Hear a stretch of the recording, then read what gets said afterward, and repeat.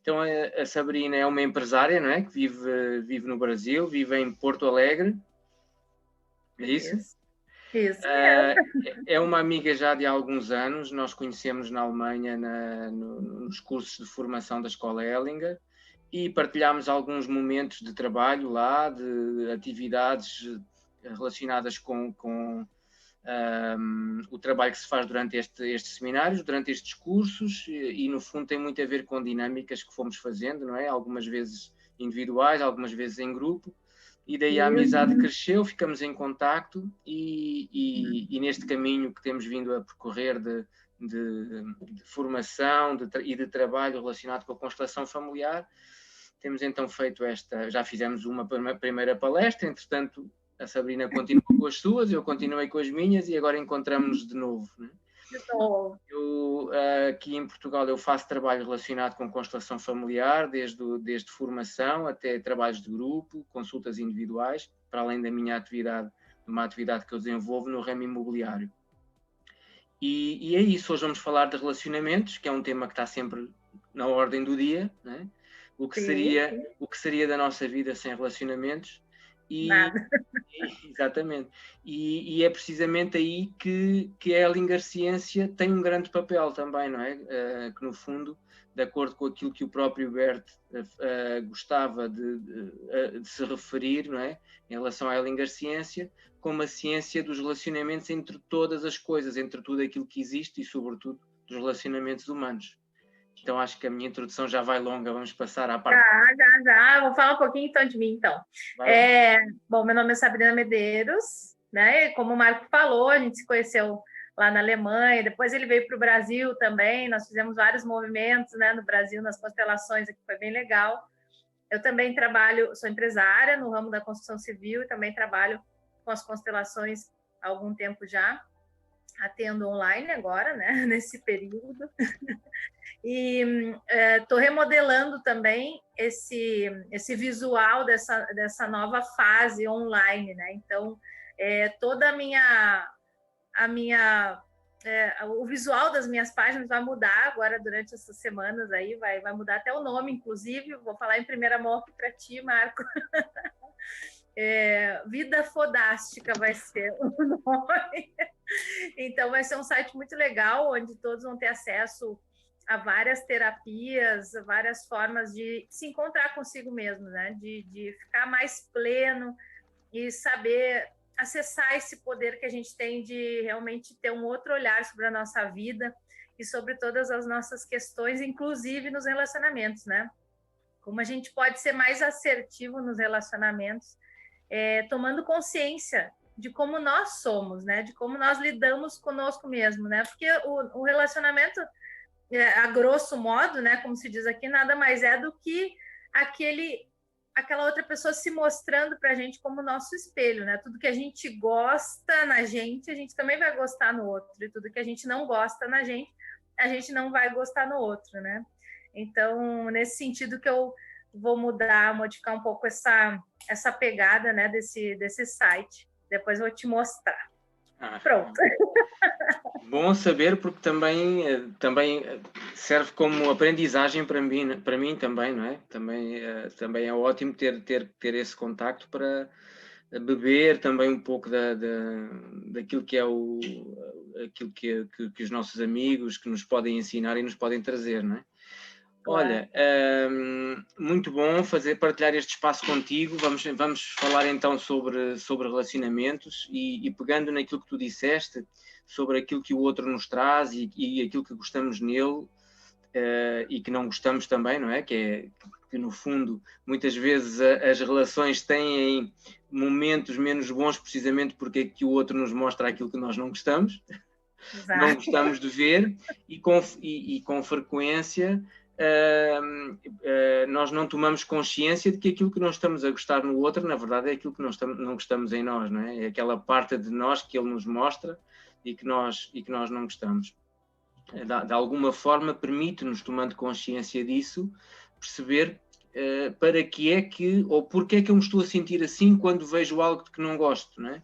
E não tanto o porquê, porque o porquê mantém-me num lugar em que eu não evoluo, não é? Mantenho-me num lugar de vítima, por assim dizer, mas mais o para quê? Para que é que isto, este sentimento que eu estou a ter quando vejo algo que não me agrada, para que é que isto me serve? O que é que eu posso fazer com isto? E quando eu faço esta transição, não é? Esta mudança do porquê para o para quê, eu consigo transformar algo que à primeira vista podia ser algo menos bom numa experiência.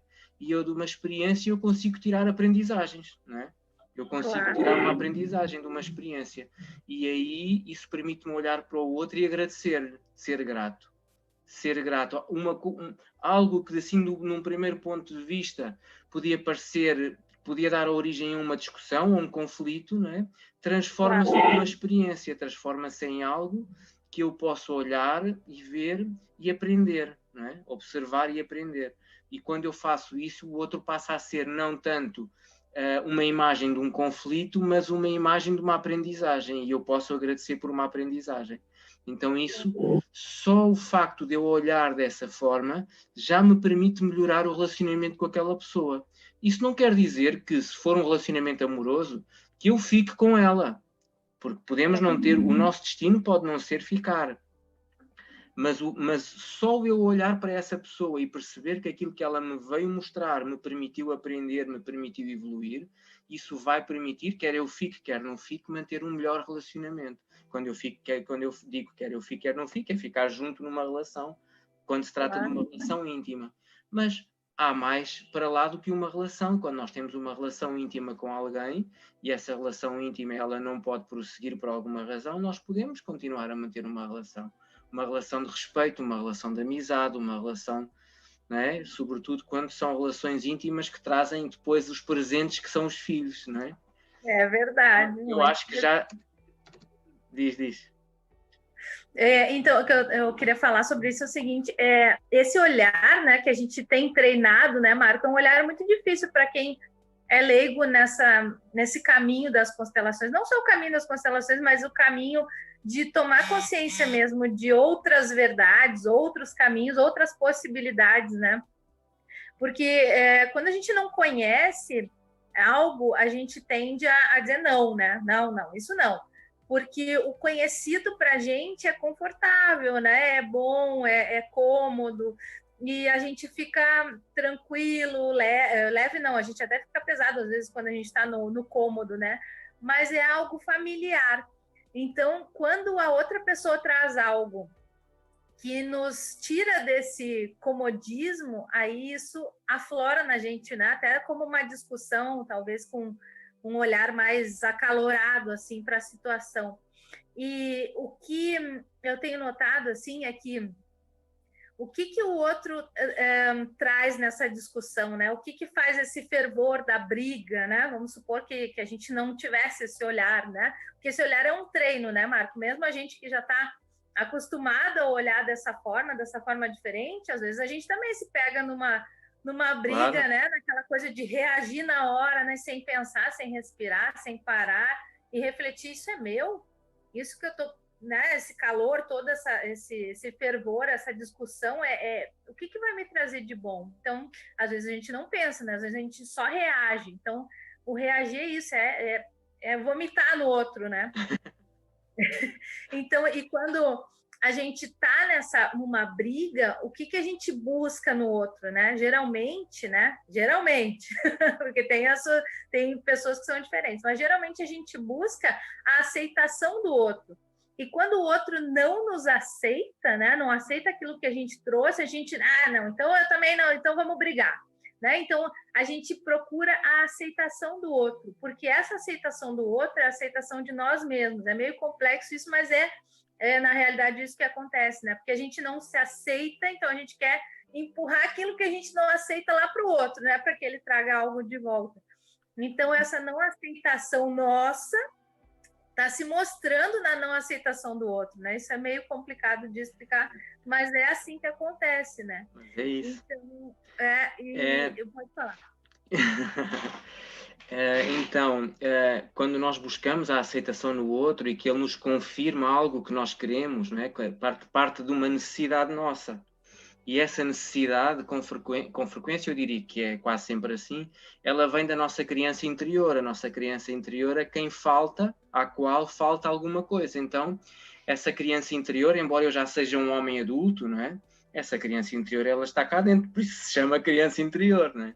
Ela está cá dentro, faz parte de mim, faz parte da minha personalidade e do meu ser, não é? E então, se essa criança interior, ela tem necessidades que não foram completadas, que não foram nutridas na altura certa, ela manifesta-se agora, embora eu já seja um homem adulto, e manifesta-se numa mulher, embora ela já seja uma mulher adulta. E essa criança interior que tem necessidades que não foram nutridas, o que é que eu, enquanto adulto, busco no outro com quem me relaciono? Que ele nutra essa criança interior. E então essa aceitação, essa confirmação que eu quero, no fundo, é aquilo que falta à minha criança interior. E se o outro não me dá, eu faço uma birra, não é? Eu faço uma birra. Eu quero. E como é que essa birra se manifesta? Agora que eu já sou adulto, às vezes manifesta-se com uma agressividade, não é? Com um elevar da voz, com um gesto mais agressivo, com uma atitude mais... E eu, enquanto homem, eu reconheço que eu fui agressivo algumas vezes. Eu reconheço que eu talvez não tenha sido correto algumas vezes. Agora, o eu reconhecer isso e eu dizer assim, não é só reconhecer que é importante, é reconhecer e assumir a minha responsabilidade. Porque eu, enquanto um homem adulto, se eu fui agressivo para uma mulher, para um outro homem, se eu fui agressivo à minha esposa, eu preciso de assumir a minha responsabilidade. E eu preciso de lhe agradecer porque ela ficou. Claro, exatamente. Porque ela ficou, porque nem sempre, às vezes, ser agressivo não significa ser violento. Ser agressivo significa ter uma palavra incorreta, ser grosseiro, levantar a voz. E eu não tenho o direito de fazer isso enquanto estou num relacionamento. Seja homem, seja mulher. Eu assumo a minha responsabilidade nos momentos em que eu fui assim e eu comprometo-me a fazer diferente, porque agora tenho uma consciência diferente.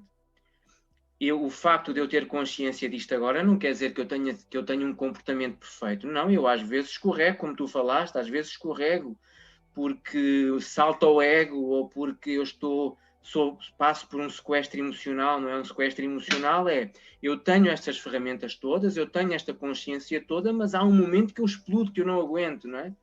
E então passo por um sequestro emocional. E se a outra parte, se a pessoa que está comigo, sobretudo num relacionamento de casal, não é? Quer seja heterossexual ou homossexual, ou seja o que for, mas se a outra pessoa que está comigo consegue ter a lucidez, ter a percepção de dar um passo atrás e não reagir, isso permite-me mais rapidamente cair em mim, tomar consciência de que estou a passar por um sequestro emocional e que estou a ter uma atitude, um comportamento que, enquanto adulto, eu posso mudar. Exato. E daí também aquilo que o Bert Hellinger nos ensina com as constelações familiares, e não só, não é? Mas esta tomada de consciência, perceber isto e perceber, espera, eu estou a agir desde a minha crença interior e eu já sou um adulto. Então eu enquanto adulto posso dizer assim, espera, vou dar um passo atrás e vou respirar. Respirar é muito importante, não é? Tu sabes disso, não é? Não é claro, se alguém nos ouvir dizer respirar é muito importante, claro que é importante, não é? Senão quem não respira não vive, não é? Não vive. Mas é o combustível da nossa vida, né, Marco? A respiração tem esse combustível, a gente não vive. Não, mas realmente essa questão do respirar é muito importante parar, né? Ou se não consegue respirar, se fica aquela coisa assim, né, travada, vai para o banheiro, vai tomar um ar, vai tomar uma água, né, mas sai daquele cenário. Isso que é importante, sair do cenário. E uma frase que eu costumo dizer muito assim, o que você fez para mim para que você esteja tão bravo comigo? Né? Ou passando para mim, o que eu fiz para essa pessoa para que eu esteja tão bravo com essa pessoa? Porque a gente sempre pensa que é o contrário, né?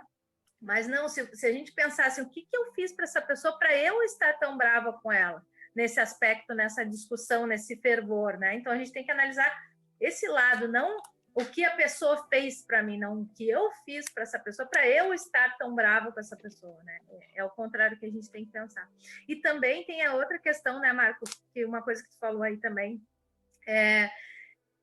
o mundo das pessoas, né? Cada um vive no seu mundo, né? No seu. Então, a minha comunicação aqui contigo, a gente não está nem no mesmo tempo, nem no mesmo espaço, porque eu não sei de onde tu está falando as coisas que tu fala, de onde vem isso, e nem tu sabe de onde vem aquilo que eu falo. E esse encontro desses dois tempos, dessas duas dimensões, é que faz uma comunicação mais rica, né? Então, quando a gente se comunica do mesmo espaço, da mesma família, do mesmo clã, é diferente a comunicação do que uma intercomunicação entre outras culturas, entre outros tempos e outros espaços. E mesmo na mesma família, no mesmo clã, também a gente não fala do mesmo tempo nem do mesmo espaço, porque a gente não tem as mesmas experiências e nem vive a mesma vida, né? Então, nessa questão, nesse sentido, a comunicação ela é mais exigente, né? Isso não só na relação de casal, mas em todas as relações, a comunicação é um meio bem exigente que a gente tem que tomar consciência de como fazer, né? Porque mesmo o que eu estou falando, o que eu pensei, né? Eu vou formular aqui, pensei, o que eu vou falar já é outra energia, porque o pensamento ele não tem a forma da voz. E essa forma da voz não tem a mesma função do ato, né? Quando eu tomo uma ação. Então, o que eu pensei, o que eu falei e o que eu fiz são coisas diferentes já, né? Daquilo que eu pensei. E como que eu vou passar isso para o outro, né? O que eu estou comunicando para o outro? O que o outro vai entender? Ele vai entender, ele vai filtrar, né? Aquilo que ele, de acordo com o mundo dele, e vai entender de acordo com o que ele vive, né? Não de acordo com o que eu vivo, porque ele não tem como saber o que eu vivo. Então, nesse sentido, a comunicação é exigente. A gente tem que pensar muito naquilo que a gente vai falar e de que forma a gente vai expressar para que a gente seja o mais claro possível, né? É verdade. É verdade. E tu referiste muito bem que quando nós formulamos uma ideia no nosso pensamento, não é? Por muito que ela seja clara para cada um de nós, que seja clara para mim, por muito que uma ideia seja clara para mim, eu por vezes posso não conseguir passar a mensagem da forma como eu idealizei, como eu pensei, não é? E isso por vezes dá origem a mal-entendidos. Porquê? Porque o outro também, quando recebe a mensagem, tal como tu referiste agora, recebe a mensagem de acordo com o seu mundo, com o seu contexto, com a sua imagem interior. E essa imagem interior ela é formada desde que nós somos pequenos. Eu até diria, vou ser assim um bocadinho ousado, até se calhar ela é formada, essa imagem, antes de nós chegarmos a este plano físico, não é? Com certeza. Então, nós entramos neste plano físico através da nossa mãe, e a nossa mãe é a grande nave espacial que nos traz para o mundo, não é? Quem gosta de ficção científica, eu gosto desta imagem. A mãe é a nossa nave espacial e nós, quer sejamos homens ou mulheres, tivemos a nossa magnífica nave espacial que foi a nossa mãe, que nos trouxe para cá. Eu, enquanto homem, como nasci num corpo masculino, como vivo num corpo masculino, não é? Eu não tenho forma de saber o que é ser mãe. Eu sei o que é ser pai, não é? E ser mãe, eu quando olhei para a Sara, para a minha esposa, quando ela ficou grávida dos nossos filhos, quando nós ficámos grávidos, não é? Como eu costumava brincar às vezes, quando nós ficámos grávidos, eu tinha uma experiência interessante olhar para ela. Se eu enquanto homem venho com uma energia de querer controlar o meio ambiente, não é? De querer garantir que está tudo em segurança, de querer garantir que há conforto para todos, que há, no fundo, aquilo que vem do meu cérebro reptiliano, não é? Aquela informação que está aqui no meu cérebro reptiliano, que o que é que me diz? Diz-me que eu devo garantir a segurança, que eu devo garantir o alimento, o sustento, que eu devo garantir, no fundo, que estamos todos bem. E quando eu olho para a mãe dos meus filhos, a mãe dos nossos filhos, e eu vejo que ela tem um ser humano dentro dela e que eu não controlo nada, que eu na verdade, eu aí tomo consciência. Eu não consigo controlar nem a saúde dela, nem o bem-estar dela, nem o bem-estar da criança. Eu perco o controle sobre isso tudo. Ou melhor, vou colocar de outra forma, porque no meu pensamento está ordenado, mas eu não estou a explanar bem. Se eu tinha uma ideia de que controlava alguma coisa, ela desfez, porque na verdade nós não controlamos nada. A incerteza é a única certeza que nós temos, não é? Na vida. Então, isso para um homem ou para alguém que tem um princípio masculino muito forte, isso pode ser um grande desafio, né? E isso também é um desafio para a minha relação com ela. Porque há homens que, como têm uma necessidade de segurança muito grande, quando se deparam com a incerteza, homens, ou vamos dizer assim, pessoas que tenham um princípio masculino muito forte, quando se deparam com uma incerteza muito grande, é muito difícil suportar isso. E por isso, no contexto da relação homem-mulher, há homens que, quando a esposa fica grávida, não conseguem suportar e têm que se afastar, porque aquela incerteza é tão grande que para ele é insuportável observar e viver aquilo. Então, a questão aqui é, será que estes homens amam menos as suas esposas ou as suas mulheres e os seus filhos que estão para nascer? Eu acredito que não amam. Só que não acredito que continuam a amar, só que a incerteza do meio ambiente ela é tão grande e tão insuportável que ele tem que se afastar. E isso, visto desta forma, pode ajudar em algumas situações em que estas dinâmicas acontecem. Mas voltando aqui ao princípio, voltando aqui à nossa grande nave espacial, então esta grande nave espacial que é a nossa mãe, nós precisamos de olhar para ela e perceber muito bem as dinâmicas que temos com ela. Porque a nossa criança interior, onde é que ela se vai nutrir primeiro? De onde é que vem a nutrição? O que é que nutre esta nossa criança interior, em primeiro lugar?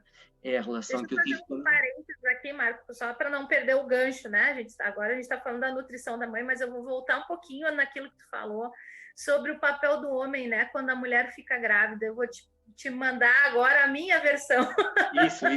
Força. Né? Porque é muito importante a relação do casal nessa fase, né? Essa fase é muito difícil para os dois, porque imagina duas pessoas que se encontram, né? Daqui a pouco formam uma família, né?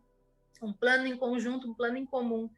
E aquilo que o homem traz, né? Que nem tu mesmo falou, de tentar suprir, da segurança, de ver se está tudo bem, de não ter o controle, a mulher também, então pouco tem o controle, a gente também não tem controle sobre o nosso corpo, sobre o que vai acontecer, sobre em que circunstâncias essa criança vai nascer. Se vai ser de parto normal, se ela vai ser totalmente saudável, se ela vai ter alguma questão genética. Então, todas essas inseguranças também fazem parte. E isso faz com que a mulher também se afaste, não só o homem, porque o homem se afasta para manter aquela maternidade, para manter aquele desconhecido que ele tem medo, mas que a mulher também tem medo. Só que a mulher, na totalidade, né, da gestação, ela não se mostra tão temerosa quanto o homem, né? Porque eu acho que já está mais na genética, porque o homem não conhece aquela coisa interna que a mulher conhece tão bem, né? O homem é mais externo, mais para fora, né? Para trazer o suprimento, para trazer a segurança, para trazer a proteção, e a mulher já vem, né, de dentro para fora. Então, a gente tem uma sensação diferente. Por isso que o masculino e o feminino são tão opostos e ao mesmo tempo complementares, né? Eu gosto de usar muito essa frase, porque é verdade, porque a gente se complementa e, ao mesmo tempo, a gente tem energias contrárias. E de que forma a gente pode equalizar isso, equilibrar, né? Comunicando, né, Marco? Comunicando da melhor forma possível, porque quando a gente se fecha nesse mundo, né, da gravidez, né, do fertilizar, depois nutrir, gerar, gestar, quando a gente se fecha nesse mundo, a gente acha que é só aquilo, né? A mãe só pensa no filho, só pensa nas benfeitorias que pode fazer, na alimentação mais saudável, e esquece um pouco do marido, porque aquele momento é diferente, é uma coisa que ela nunca viveu. Então, nesse sentido, sim, a separação começa ali. A separação começa no nascimento dos filhos. E se a gente não nutre a relação, com certeza o rompimento é certeiro, né?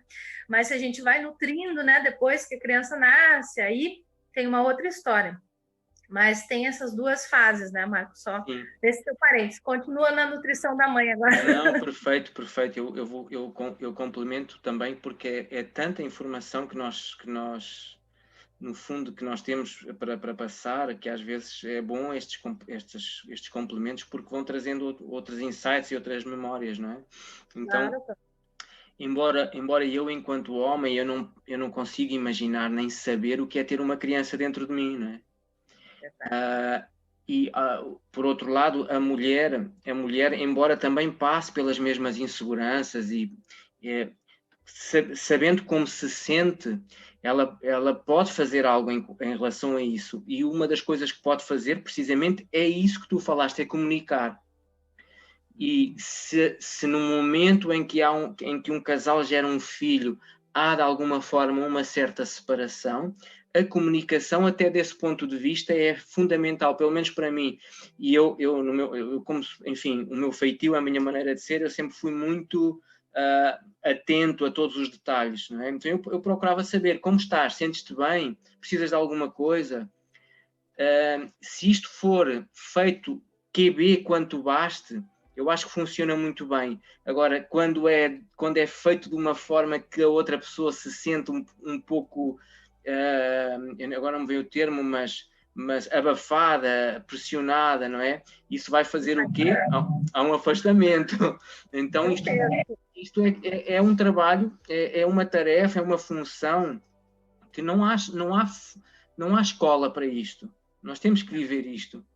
Temos que viver isto, temos que experimentar, e é muito importante que da outra parte possa haver um retorno, um feedback no sentido, olha, estou bem, agora quero estar sossegado ou sossegada, se for necessário alguma coisa eu falo. Então o que é que isto traz, este tipo de comunicação? Traz tranquilidade, traz paz. E no fundo isso também é aquilo que nós, quando estamos no relacionamento, e quando aqui estamos a falar de relacionamentos de casal, relacionamentos mais íntimos, é trazer ao outro a tranquilidade que ele precisa. Exato. A paz que ele precisa. Então, se eu sei que a outra pessoa é uma pessoa que é um pouco ansiosa, um pouco nervosa, e eu não lhe dou resposta àquilo que são as necessidades dela, o que é que eu estou a fazer? Estou a amplificar a sua ansiedade e a sua tensão. Exato. Então, se eu posso trazer algo simples que lhe traz um pouco mais de paz, que lhe traz um pouco mais de tranquilidade, então por que não fazer, não é? E se eu, portanto, estando aqui na minha pele, se eu posso fazer o mesmo pela outra pessoa, por que não fazê-lo? O que acontece com frequência nos relacionamentos é que a nossa criança interior, e se nós imaginarmos duas crianças, elas têm muitos pontos em comum, divertem-se muito, mas às vezes também se divertem a irritar a outra. Exato, implicar, né? Implicar, não é? Então, por vezes, eu posso estar nesse mindset, nessa forma de pensar, e eu não vejo que estou a causar dano à outra pessoa. Estou a causar cada vez mais tensão, cada vez mais intranquilidade. Então, para o teu mundo, tu está divertindo a pessoa, né? Tu está se divertindo e acha que está divertindo, né? Exatamente. E como é importante, Marco, nesse ponto, né, das duas crianças birrentas, como é importante a gente manter o individual na relação, né? Como é importante a gente manter um encontro consigo mesmo, nem que seja uma vez por semana. Olha, sexta-feira eu quero o dia só para mim, pode ser? Perfeito. Sabe? É muito importante isso, porque a gente tem a tendência, quando no amor à primeira vista, no óculos cor-de-rosa, que a gente vai se fundir no outro e vai ser tudo maravilhoso e vai acontecer, né, tudo conforme a gente idealizou. Só que não é, a gente precisa de um tempo, todos nós precisamos de um tempo sozinhos, né, para respirar puro, porque às vezes a palavra que você usou, a pessoa pode sufocar a outra, sem nem perceber, acha que está dando muito amor, muita atenção, mas a outra está falando, nossa, isso é demais para mim, eu não consigo, eu preciso respirar. Então, nesse sentido é que eu falo da individualização, né, de se manter um ser individual. Claro, se fundir com o outro em vários momentos, em vários aspectos, em novos projetos, olhar juntos na mesma direção, no mesmo futuro, só que manter o individual, isso que é o importante, né? Manter as coisas que a gente gosta de fazer sozinhos, né? Quem não gosta de parar meia hora para ler um livro, me deixa, não me chama, sabe? Então, a gente gosta de ter esse tempo livre. Agora, claro, a gente não pode sair para um cinema e num parque, mas, enfim. Aqui no Brasil, não. Acho que Portugal já está liberado, né? Não sei como é que está aí. Está um pouco, já é possível circular um pouco, com um pouco mais de liberdade, mas ainda com muitos limites. E, sobretudo, aqui nesta região onde eu vivo, a região eu vivo na região de Sintra, que faz parte do distrito de Lisboa. É como se fosse, vamos dizer assim, a área metropolitana de Lisboa. Sim. Aqui, o surto ainda está bastante ativo, ainda vão cerca de 80% a 90% dos casos que estão a surgir em Portugal são nesta região. Mas, contudo, aqui sempre teve bastante, pelo menos aquilo que a informação que nos vai sendo passada é que tem estado bastante, sob um controle bastante bom, o que é bom, mas temos conseguido já ter um pouco mais de liberdade de movimentos, sim, é verdade. Mas é isso, esta situação em que nós vivemos, que nos faz estar mais confinados, mais nos espaços internos, não é? Tem sido um desafio para muitas relações. E, sobretudo, esses momentos a sós são muito importantes para respirar, para recarregar, porque são nesses momentos que nós vamos recarregar para podermos estar bem, para novamente iniciarmos uma nova ronda de trocas com o nosso parceiro, não é? E esses momentos nós sabemos que quando temos liberdade, não é? Mais liberdade para sair, é importante nós nos recarregarmos junto de outras relações, de outras pessoas, não é? Com as nossas amizades, com o grupo. Às vezes temos um grupo de amigos comum, outras vezes, e também temos os nossos amigos, não é? Cada parte, e é muito importante nós reservarmos tempo porque esses momentos são importantíssimos para nós, para a nossa saúde mental, para a nossa saúde física, para tudo. Para rir, para contar anedota, não é? Como nós fazemos às vezes quando estamos nas formações, nas pausas. Mas voltando então aqui à questão da nutrição da mãe, que é uma questão tão importante para as nossas relações futuras. Então, quando eu olho para a minha mãe, para a qualidade da relação que eu tenho com a minha mãe, essa relação, ela pode ter sido, enfim, para cada pessoa é diferente. Até para irmãos que tiveram a mesma mãe é diferente, não é? A relação... dizer, né, que a gente não tem o mesmo pai e a mesma mãe dos nossos irmãos, a gente não tem. Exatamente, é isso mesmo. Então, esta minha criança interior, se ela tem algo que precisa de ser nutrido, e quando eu olho para a minha mãe, eu preciso de perceber, de sentir a qualidade da relação que eu tenho com a minha mãe. Mesmo que ela já não esteja no plano físico, como é o meu caso, não é? Mas, estando no plano físico ou não, o engenheiro Alfonso, na Alpica do CUDEC, ele diz assim, o teu pai e a tua mãe já não estão no plano físico, então a tua tarefa está fácil. Está fácil. Está fácil porquê? Porque quando eles já não estão no plano físico, quando já faleceram, eu posso, de alguma forma, colocar uma imagem da minha relação com eles e ninguém contesta essa imagem. Não. Então, eu posso colocar essa imagem. Como é que eu posso colocar essa imagem? Depois, mais para a frente, devemos de fazer uma live sobre meditação e sobre... eu posso colocar essa imagem dentro de mim através de uma meditação, de uma visualização. E o que é que significa colocar uma imagem? Significa eu visualizar uma imagem da minha relação com a minha mãe, depois com o meu pai, que me traga paz, que me traga tranquilidade, não é? E eu, assim, enquanto adulto, eu consigo nutrir a minha criança interior com essa imagem. E o facto dos meus pais já não estarem no plano físico, porquê é que vem esta mensagem? É mais fácil. Porque quando eu, enquanto adulto, coloco esta imagem dentro de mim e depois, no outro dia, vou visitar o meu pai e a minha mãe e surge um conflito, essa imagem, com facilidade, ela desaparece. Já foi. Desmanchou. E aí o desafio é outro. O desafio é eu visitar quando os meus pais estão vivos e eu posso aceder a eles. Então o desafio é o outro. É um pouco mais desafiante. O desafio aí nessa fase também consiste em aceitar as coisas, a maneira de ser deles, a personalidade deles, desde o meu lugar de filho, não é? E desde o meu lugar de filho eu sei que vão surgir às vezes algumas fricções, alguns conflitos, mas eu, quando olho para eles, sobretudo para a mãe, aqui deste ponto de vista da nutrição materna, é manter um olhar espiritual para a minha mãe. Um olhar espiritual aqui, quando eu me refiro espiritual, não tem propriamente a ver com a religião, não tem propriamente a ver com esse aspecto, até porque este olhar da constelação familiar do Bert Hellinger, com que nós olhamos, ele não está atrelado a nenhuma religião, contudo, ele está aberto a todas, não é? Isto aqui não tem a ver com aspectos religiosos ou astrológicos ou nada disso, não é? É um olhar espiritual que é um olhar para a força biológica, para a força que vem da biologia. E a biologia, para eu estar aqui, o que é que me diz? Antes de tudo, eu sou um animal. É assim um bocado grosseiro, parece grosseiro, mas é isso. Antes de tudo, eu sou um animal. E a biologia humana, a biologia que tem por trás essa força que promove a vida, a primeira função é reprodução, ponto final. Perpetuação da espécie, né? Perpetuação da espécie. E essa é a primeira função de nós estarmos cá, perpetuar a espécie, levar a vida para a frente. É claro que há pessoas que não vão ter filhos, outras que vão ter muitos, outras que vão ter um, não importa.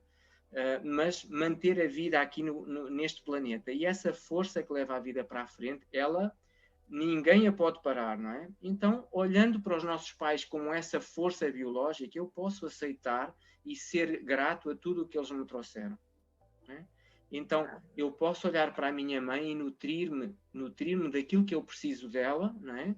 Não sendo nem muito exigente, porque no fundo, nem querendo que ela me dê mais do que pode. E dessa forma eu posso me nutrir e ficar nutrido, e a minha criança interior já não se manifestar tanto nas minhas relações futuras. Não é? Então, o Bert Hellinger dizia: o sucesso tem a face da mãe. Então, o que é que isto quer dizer? Se nós quisermos aprofundar um bocadinho, significa que a qualidade da minha relação com a mãe, ela vai se refletir na qualidade das minhas relações futuras. Exato. No livro do Profeta, eu fui educado dentro da religião cristã, mas eu gosto de ler sobre outras correntes, outras vertentes. Então, no livro do Profeta diz assim: encontrarás a fortuna aos pés da tua mãe. Olha só. Então vê que lindo, não é? Que frase tão linda que até emociona. Até fiquei... o que é que isto quer dizer? Quando eu sou humilde perante a minha mãe, quando eu me ajoelho perante a minha mãe, e este ajoelhar não é um ajoelhar de submissão, embora também seja, não é? Também tenho um pouco disso, mas é um olhar de humildade, é um olhar de perceber que eu, em relação à minha mãe, sou muito pequenino. E se eu imaginar o meu tamanho no momento da concepção, então é uma diferença brutal, é uma coisa brutal. Então, quando eu me coloco dessa forma em relação a ela e depois em relação ao meu pai, eu consigo nutrir a minha criança interior desde um lugar de humildade e desde um lugar de reconhecimento da força biológica daquilo que eles me trazem, da força da vida que eles me trazem. E a partir daí, o que eles são enquanto pessoas, a sua personalidade, o seu comportamento, as suas ações, acabam por ter um papel pequenino em relação a esta grandeza, não é? Claro. Agora, eu já falei muito, se quiseres pegar e continuar por aí. Então, eu vou pegar o teu gancho. De que forma a gente pode continuar sendo pequenos para eles, para os nossos pais, mais grandes para o mundo, né, Marco? Porque aqui nós estamos todos no mesmo plano, né? E eu costumo dizer, costumo pensar também muito a respeito disso, em muitas pessoas, eu sou muito amiga da minha mãe, sou muito amigo do meu pai. Os pais não estão na linha dos amigos, eles estão acima da gente, vieram antes, né? Então, essa ordem, quando ela é quebrada, né, gera um desequilíbrio muito grande. Então, de que forma a gente pode manter esse equilíbrio, né? Se tornando humilde, como tu mesmo falaste, mas também mantendo um limite saudável na relação com a mãe e com o pai. De que forma esse limite saudável? Não deixar que a mãe e que o pai também interfiram na nossa vida. Porque os pais e as mães, eles têm essa característica, né, de abraçar, de querer suprir, nutrir o tempo todo, né, mesmo quando os filhos são grandes. Tem até uma imagem na internet com aquele carrinho gigante, assim, né, com os filhos grandes ali, os pais velhinhos empurrando. Então, para a gente quebrar esse paradigma, né, de dar paz para os nossos pais, eles já nos deram tanto, né, por que a gente fica pedindo e pedindo inconscientemente ajuda deles, né, para, sei lá, para cuidar dos filhos, para suprir financeiramente, né? Tem tantas variáveis disso. Então, esse limite saudável que nós mesmos temos que colocar nessa relação é isso, é com respeito, dizer, mãe, pai, daqui para frente eu dou conta, eu já aprendi tudo que eu precisava com vocês, daqui para frente eu dou conta. Eu tenho força para isso, vocês me mostraram o caminho, agora me permitam seguir, assim, com tudo isso que eu sei, com toda essa força que eu tenho, me permitam, por favor. Então, manter esse limite saudável, não trazer pai e mãe de amigos, né? Porque não é isso, não é essa relação, é uma relação muito diferente. Nunca a gente vai poder ter uma relação de amigo, né? De confidências para a mãe, porque isso nos blinda também. Quando a mãe confidencia coisas do nosso pai, né? Quer dizer, não do nosso pai, do marido dela, ela também está nos trazendo como amiga, mas porque nós estamos aceitando isso. Isso quebra, desequilibra total essa relação, né? Traz a gente de igualdade, em pé de igualdade com a nossa mãe, que não é isso, né? Que a gente deve fazer. E a mesma coisa os meninos com os pais, né? Do pai falar para o filho o que a mãe fazia, como a mãe era. Então, isso também não é legal, né? Então, realmente manter esse limite, e esse limite tem que partir da gente, porque se a gente está aberto para que eles venham falar dos companheiros, né, do pai ou da mãe, isso também nos pesa, né, Marco? Nos deixa mais pesados, e então nos blinda. Por exemplo, se a nossa mãe fala mal do nosso pai, a gente acha que todos os homens são daquele jeito, então não quero saber de uma relação assim, minha mãe já sofreu tanto, ou meu pai já sofreu tanto com mulheres assim, né? Então a gente fica com essa coisa, com esse pensamento inconsciente de que a gente não pode fazer igual e acaba fazendo a mesma coisa. Pois. Exatamente, é isso mesmo. Pois os relacionamentos têm tantas dimensões, não é? E são influenciados por tantos aspectos, não é? Sendo que este aspecto da relação com os nossos pais, eu vou dizer, não gosto de dizer dos mais importantes, mas um dos muito importantes, não é? E nós conseguirmos ter, enquanto adultos, saber manter-nos no nosso lugar, não é? Sem interferir e sem deixar que haja interferência na nossa vida, não é? Que é um desafio, porque o pai e a mãe, com frequência, se não têm tanto essa consciência, eles fazem-no debaixo de uma capa de boa intenção, não é? Eu sou bem intencionado, não é? Mas estas boas intenções nós sabemos que por vezes têm efeitos menos bons. Agora, nós enquanto filhos, nós podemos olhar o meu pai, a minha mãe, eles querem o melhor para mim, não é? Então eu posso olhar enquanto adulto e em vez de entrar num conflito, reconhecer esse sentimento de que eles querem o melhor para mim. Por vezes eles querem o melhor para mim, querendo que eu faça algo que lhes parece bem a eles, não é? E eu posso agradecer, pai, mãe, eu agradeço pelo conselho, pela recomendação, mas por favor, eu quero fazer diferente. E este por favor é importante, não é? Por favor, eu quero fazer diferente. Por favor, olhem para mim com bons olhos quando eu faço as coisas de forma diferente, não é? E deem-me a vossa bênção, abençoem-me, permitam-me fazer. Então, isto são movimentos que eu posso e devo fazer em relação aos meus pais e que vão ser muito úteis para as minhas relações, não é? Claro. E sabendo que eu não posso, eu sei que tu também gostas desta imagem, que o espaço entre o pai e a mãe é um campo minado, não é? E nós, se conseguimos manter esta imagem, nós ficamos a saber que se nós colocarmos o pezinho nesse espaço, né, provavelmente, pum, explode. Porque, na verdade, nós não conhecemos o marido da nossa mãe, não é? Nem a mulher do nosso pai. Nós conhecemos o nosso pai e conhecemos a nossa mãe. Né? E conhecemos os nossos irmãos. Nós não conhecemos os filhos dos nossos pais, né? Então, isto é importantíssimo. E é importantíssimo para as nossas relações futuras dar um lugar à mãe no nosso coração. Ao pai também, mas sobretudo para as relações à mãe. Não é? O pai depois tem um papel um pouco mais tarde, outro papel, outra função. Mas, sobretudo, a relação entre eles e darmos um lugar à mãe no nosso coração e ao pai também numa fase posterior. E depois, homens e mulheres têm caminhos diferentes, não é? Os meninos e as meninas até 7, 8, 10 anos é tudo mãe, é muito mãe, é mãe para tudo. O pai está presente tendo consciência disso para servir, para apoiar, para este apoiar não é desresponsabilizar-se da sua função dentro de uma casa, não é dentro numa relação de casal, mas no fundo está presente para dar apoio e enquadrar, não é? Fazer o enquadramento das coisas. Mas até aos 7, 8, 9, 10 anos é muito mãe, é mãe para tudo. E a mãe é sempre mãe toda a vida, não é?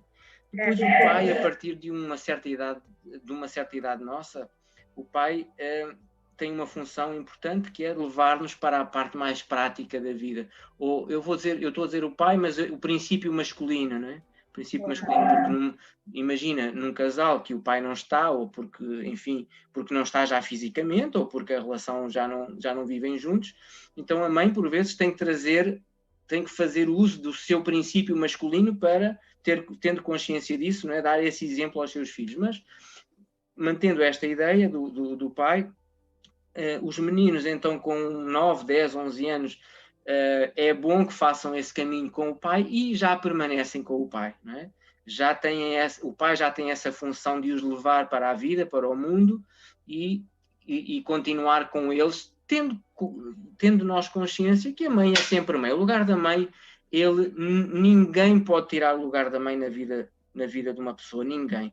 Embora o menino faça este movimento para o pai, depois chegue com o pai, a menina não, a menina já vai para o pai, fica ali, aprende com o pai, tem o modelo do masculino e depois, a certa altura, regressa para a mãe para então ter o contacto com o seu feminino, aprender a ser mulher e assim seguir. Então, quando estes movimentos podem acontecer de forma natural, isso é muito positivo para nós.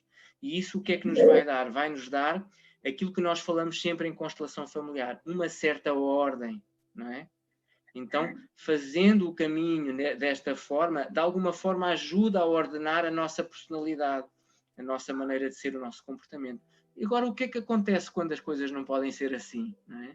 E nós crescemos, eu posso dar o meu testemunho, não é? Talvez tu depois possas dar o teu. Como eu cresci os meus pais separaram-se cedo. A partir dos 10 anos eles viveram completamente separados, até aos 10 anos eles encontravam-se de vez em quando, estavam juntos um tempo, depois separavam-se, depois voltavam a encontrar-se, depois separavam-se, enfim. E a partir dos meus 10 anos de idade eles passaram a viver separados, divorciaram-se e passaram a viver separados. Então, o que é que acontece? O meu pai esteve sempre muito ausente da minha vida, do ponto de vista físico, da presença física. E isso levou a uma relação mais próxima com a mãe e isso levou a que a minha criança interior, durante muito tempo, sentisse falta do pai.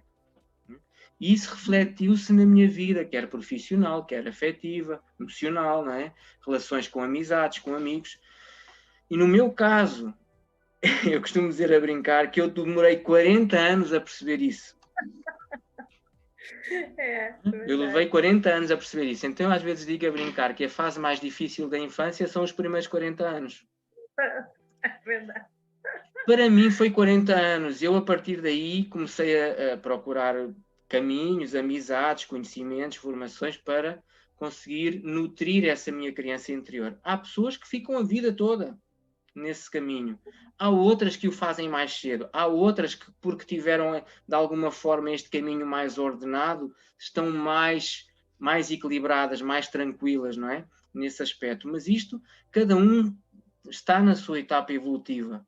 O que é importante é nós conseguirmos tomar consciência disso e conseguirmos ordenar a nossa imagem interior de forma a termos relações mais férteis, mais abundantes, mais tranquilas, mais em paz. Às vezes em trabalhos de grupo e até em trabalhos individuais, vêm pessoas, acontece mais com as mulheres, vêm mulheres que vêm dizer assim, eu ainda estou à procura do relacionamento perfeito. Eu digo assim, não vai encontrar. E a outra pessoa fica assim, não vou encontrar. Não vai encontrar. Não há homem perfeito. Se a preferência for homem, não é? Mas não há relacionamento perfeito. Então, enquanto está à espera do perfeito, divirta-se com os imperfeitos. E que interessante, né? A pessoa vai à procura do perfeito, mas ela é perfeita? Não, né? Ninguém é perfeito.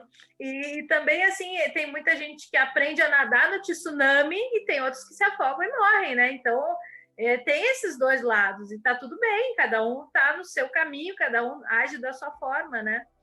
Verdade. E um pouco da história, da minha história, é isso, é mais ou menos parecida com a tua. Então, é sempre a minha mãe suprindo tudo, tomando conta de tudo, e claro, eu não tinha muito contato com a parte do meu pai, né, com o lado do meu pai, porque ele, na verdade, os dois cuidavam cada um das suas coisas, então, e aí neles cuidarem cada um das suas coisas, eu aprendi a me virar sozinha. E esse aprender a se virar sozinha num relacionamento, isso é muito difícil para o outro, né? Porque se eu faço tudo, o que sobra para o outro?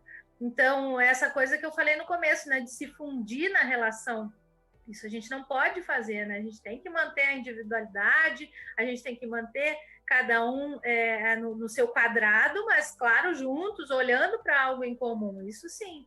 Sim. Então, se virar sozinha é muito bom, porque isso cria muitas possibilidades, né? Eu sou uma mulher multipotencial, eu tenho várias potencialidades, né, que eu posso explorar.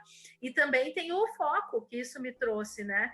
E, de certa forma, isso, no meu primeiro relacionamento, né, quando eu fui casada pela primeira vez, isso trouxe muitas discordâncias, muitas brigas, né? A mesma coisa que eu via em casa. Então, eu repetia inconscientemente, né, naquele relacionamento.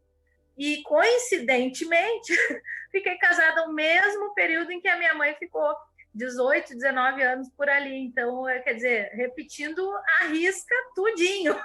Tudo que eu aprendi, eu repeti. E aí, depois que eu comecei a tomar consciência de que o que eu estava fazendo tinha algo de estranho, porque eu nem conhecia as constelações, isso há 6 anos atrás, eu comecei a tomar consciência, mas que estranho, tem coisas que se repetem na nossa família, o que isso quer dizer, né? Eu comecei, isso deve ser bobagem da minha cabeça. E não, né? Eu fui pesquisando, fui buscando um novo caminho, uma nova forma de olhar para a minha vida e para essas questões que aconteciam, e realmente fui descobrindo novas formas, né? Novos olhares. E aí, quando eu descobri as constelações, eu falei, nossa, é isso! Claro que tudo religando os saberes que eu já tinha anteriormente, né, Marco? Então, eu sempre fui uma buscadora, sempre busquei o porquê das coisas desde criança. Mas por que é isso? Por que é aquilo? Eu nunca me contentei com uma resposta para aquilo. Não, mas só um pouquinho, mas tem algo a mais. O que quer dizer isso? E ninguém nunca me supria essas respostas, porque, na verdade, eu que tinha que buscar. E hoje, a minha criança, cada vez que eu faço meditações de visualização, visualizando ela está mais feliz do que nas primeiras vezes que eu fazia. Ela estava acuada, porque ela não tinha ninguém por ela.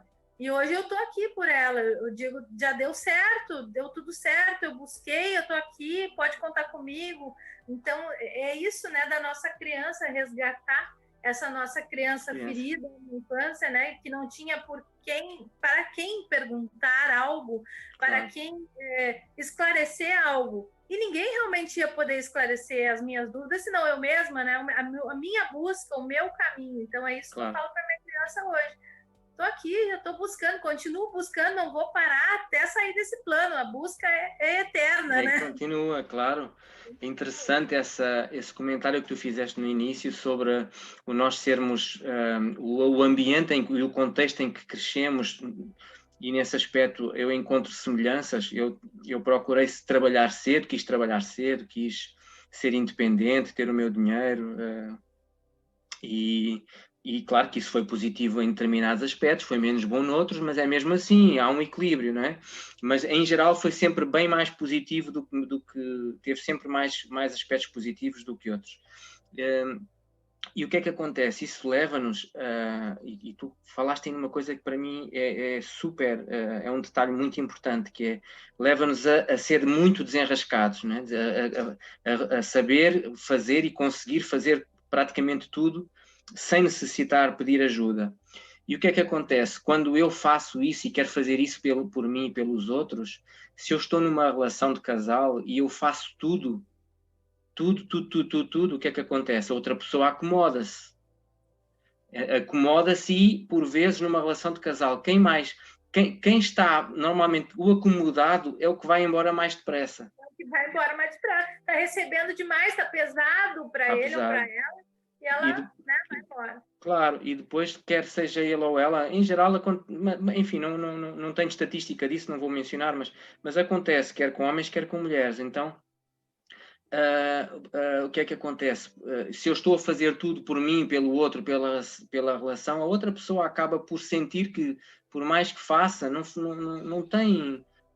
é reconhecido, não é? E acaba por trazer um certo desgaste, e a relação pode começar a desmoronar por aí, ou não. Se houver, como tu falavas no princípio, comunicação, é preciso comunicar. E nós, para comunicarmos bem, nós precisamos de saber ouvir. Comunicar é, em primeiro lugar, saber ouvir, não é? Costuma-se dizer, por brincadeira, que nós nascemos com 2 ouvidos e uma boca, não é? Que é para ouvir o dobro do que falamos. Então, esse aspecto é muito importante no equilíbrio das relações e, sobretudo, nós olharmos para o nosso parceiro e conseguirmos crescer e evoluir espiritualmente com ele. O que é que significa aqui evoluir espiritualmente? Volto a dizer, não tem necessariamente a ver com aspectos religiosos nem com nada disso. Evoluir espiritualmente é evoluir aceitando a outra pessoa como ela é. Porque se eu quero que a pessoa seja como eu quero, então eu estou a querer estou a querer influenciar um plano de uma força maior do que eu não tenho condições, nem tenho o direito de querer influenciar, mudar a outra pessoa. Então, se a outra pessoa... Agora, eu posso passar por experiências e viver experiências com aquela pessoa, e quando os dois querem viver essas experiências, isso é fantástico. Em que os dois possam crescer, não é? Em que os dois possam evoluir na sua consciência. E esse é o crescimento espiritual, é os dois estarem motivados e aptos e terem vontade de passar por essas experiências. E isso, qual é o efeito secundário que tem? Aproxima. Aproxima. Claro que, às vezes, é importante que cada um vá viver as suas experiências de forma individual, não é? E essa vivência das experiências de forma individual, quando surge o momento de ficarem juntos, fortalece a relação. E se puderem passar por experiências de crescimento em conjunto, então a soma de todos estes aspectos vai fazer o quê? Uma relação cada vez mais forte. Claro. E uma relação em que cada um respeita a individualidade do outro e aceita de forma amorosa e tem um olhar amoroso para a individualidade do outro. Eu hoje divirto-me muito, eu e a Sara, nós divertimos-nos muito quando vemos quando um está zangado, estressado, e reclama, e sei lá mais o quê, e o outro chega e diz assim, eu também te amo muito, amorzinho. O que é que acontece aí? Para quebrar o gelo, né? Quebrou aí a zanga, o stress, a ansiedade. E porquê? Porque isso permite-nos dar um passo atrás e pensar assim, mas porquê que eu estou com este stress, não me falta nada? Para quê? Não vai mudar nada, né? Então, e também aí... tem um outro aspecto, né, Marco, que quando tu falaste aí dessa pessoa que recebe muito na relação e o outro faz tudo, né?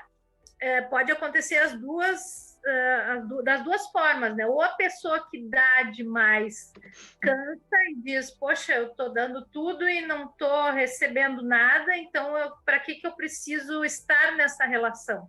Para que eu preciso da outra pessoa? Se não tem algo em comum, se não existe a possibilidade de crescimento em conjunto, se não olhamos para os mesmos projetos, não que olhemos para os mesmos projetos, mas que não temos propósitos parecidos, ao menos, de crescimento, tanto individual quanto em conjunto, da própria família, do próprio clã, né? Porque é um desenvolvimento em conjunto, de trazer algo novo para os filhos e para os projetos. Então, essa pessoa que dá demais, se doa demais, também se sente muito grande, né? E nesse se sentir muito grande, muito superior ao parceiro, diz, eu vou embora, porque eu sou demais para ele ou para ela, né? Então, também se coloca numa posição arrogante, também deixa a relação. Então, tem esses dois aspectos, né? Da pessoa que sai porque está recebendo demais e da pessoa que sai porque está dando demais. Isso. E também essa questão de olhar para os mesmos projetos, isso pesa muito, porque uma pessoa querer buscar, às vezes a gente está buscando demais externamente, está tudo dentro, né? E a outra pessoa, ao contrário, ela não quer buscar nada, ela quer aquela vida, ela quer se aposentar e ficar naquele lugar até morrer e pronto. Então tá vivendo para morrer, né? O que eu digo, ela vive para morrer. E isso não tem compatibilidade nenhuma. É como eu até falei para o meu filho esses dias, né? Ai, ele estava falando de um desenho que ele via quando ele era bem pequenininho, e ele falou, como é que eu podia gostar daquele desenho? Eu falei, filho, na vida é isso, a gente vai evoluindo. Às vezes a gente tem relações que trazem algo de positivo e aí acabou ali. E a gente vai evoluindo, vai buscando novas possibilidades, novas relações, novos conhecimentos. E aí aquele filme, aquele episódio que a gente gostava lá na nossa infância, na nossa adolescência, hoje não faz mais sentido. Não nos traz mais nada de novo, não nos agrega nada de novo. Não que tenha sido ruim, não, foi bom naquela época, mas hoje não seria tão bom.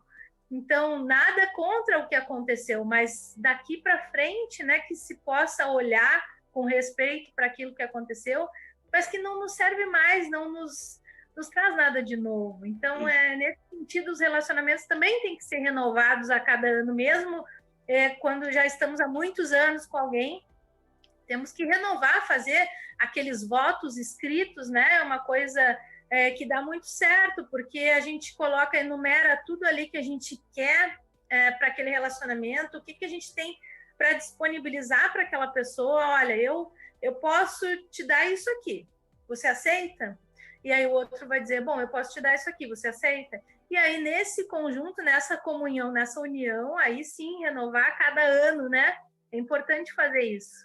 É muito importante e tu tocaste aí num ponto super importante, que é quando, nas situações em que algo já não foi bom no passado, não é?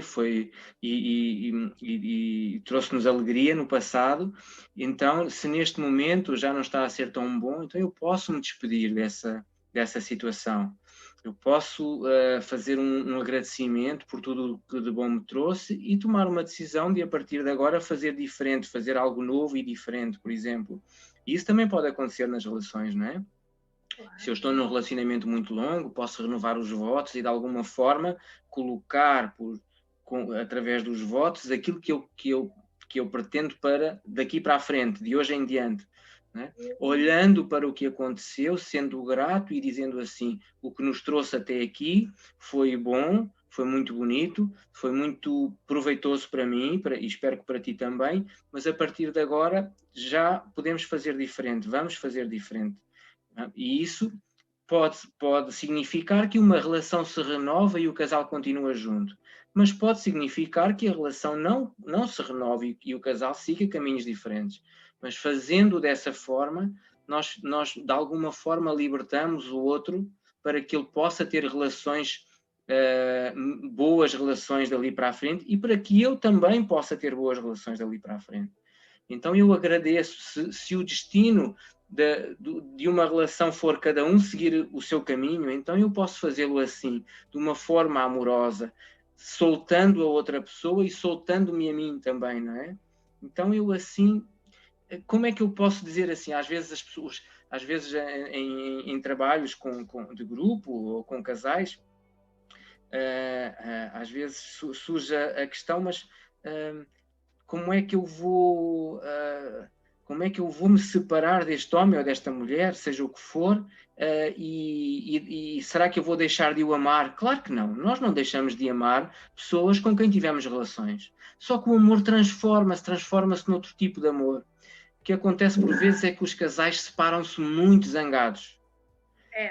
E porquê? E o que é que acontece? Continuam vinculados, porque nós tanto nos vinculamos pelo amor como pela dor, não é? Então, só que quando estamos zangados, nós fazemos coisas horríveis às vezes para provocar a outra pessoa, porque sentimos o nosso amor é tão grande que a separação nos trouxe uma dor que é tão grande que nós dizemos assim, esta separação causa-me tanta dor que eu vou-te provocar dor a ti também. Exatamente, exatamente. E aí fazemos coisas horríveis, alienação parental, sei lá, enfim, coisas que nós, enfim, tudo que é possível e imaginável. Então, vale a pena fazer com alguém que nós amamos tanto, ter uma relação assim. Eu diria, se calhar, que vale a pena separar-nos de uma boa forma, não é? Desejando à outra pessoa genuinamente que ela possa ter uma vida boa, que ela possa ter novas relações, que ela possa viver bem, não é? E desejar o mesmo para mim, não é? Fazer o mesmo para mim. Quem é que vai beneficiar com isso? São os filhos, se eles existirem, não é?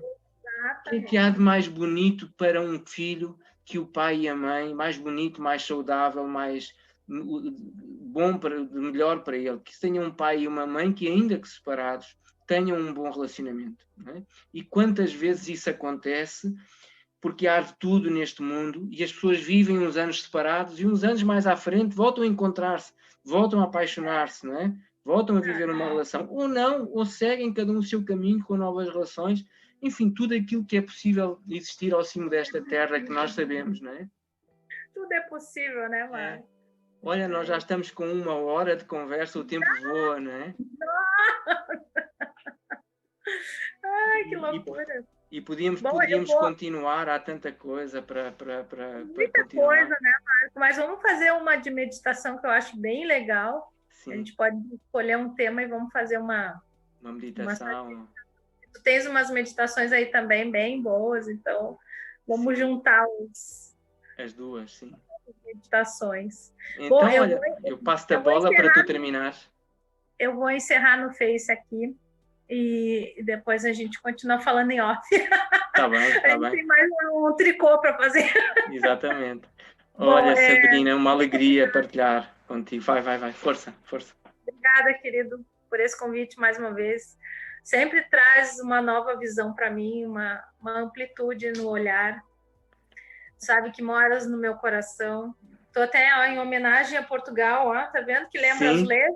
Exatamente, a imagem. Não, muito então, bom. Querido, assim que eu puder, vou estar em Portugal aí contigo, com a Sara, para a gente comemorar, tá? Isso, fazer um trabalho aqui conjunto. Eu também te agradeço muito, Sabrina, tu és uma pessoa também que moras no meu coração, a tua família. Eu acho que já comentei isto na nossa outra live. Eu quero muito conhecer os teus filhos, a tua família, enfim, porque foi uma bênção conhecer-te e a cada dia que passa, a cada novo encontro, algo mais se preenche aqui, não é? E é tão bom manter estas amizades contigo e com outros amigos também do coração, aqui e aí, noutros países. É uma alegria. Agradeço-te muito e vamos encontrar a oportunidade para fazer uma nova conversa online. Tá bom? Com certeza, então tá. Obrigada. Tchau. Beijo. Tchau. Eu vou tirar aqui do Face.